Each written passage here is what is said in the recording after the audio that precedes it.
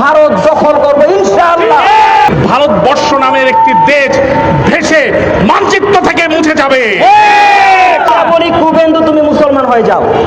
যদি পশ্চিমবঙ্গের মুসলমানদের উপর জুলুম অত্যাচার বন্ধ না হয়, যদি পশ্চিমবঙ্গের মুসলমানদেরকে তাদের স্বাভাবিক জীবনের নিশ্চয়তা না হয়, তবে 51 কোটি মুসলমানের এই দেশ বাংলাদেশ থেকে এমন খরস্রোত শুরু হবে, সেই খরস্রোতে ভারতবর্ষ নামের একটি দেশ ভেসে মানচিত্র থেকে মুছে যাবে। শুধুমাত্র একটি ইতিহাস হয়ে তারা দাঁড়িয়ে থাকবে। আমরা ভারত দখল করব ইনশাআল্লাহ।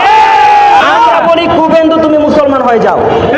এই উগ্র হিন্দুত্ববাদী দল বিজেপির নেতা কুবেন্দু, এই কুবেন্দু অধিকারী, সে প্রকাশ্যে বাংলাদেশ বিরোধী বক্তব্য দিয়েছে, মুসলমান বিরোধী বক্তব্য দিয়েছে, মুসলমানদেরকে হিন্দু হওয়ার দাবি জানিয়েছে।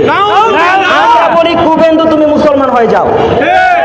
আমরা বলি বাংলাদেশে তোমরা কোনো অনুপ্রবেশে ঢুকাতে পারবে না, তবে হ্যাঁ বাংলাদেশের লোক ভারত দখল করে নিবে।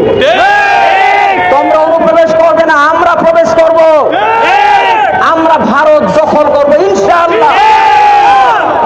এখানে একটা কথা বলে রাখতে হয়, না বললেই নয়। কাফের মুশরিকরা যতই বাড়াবাড়ি করুক, আপনারা জানেন কিনা জানি না, পৃথিবীর 500 কোটি লোক হচ্ছে মুসলমান।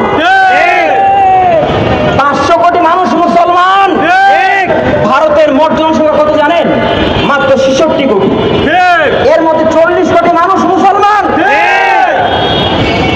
এবং এই পশ্চিমবঙ্গে 9 কোটি মানুষ মুসলমান। মুসলমানদেরকে শহীদ করে জমানো যাবে না। মুসলমান আল্লাহ ছাড়া কাউকে ভয় পায় না। মুসলমান শান্ত জাতি।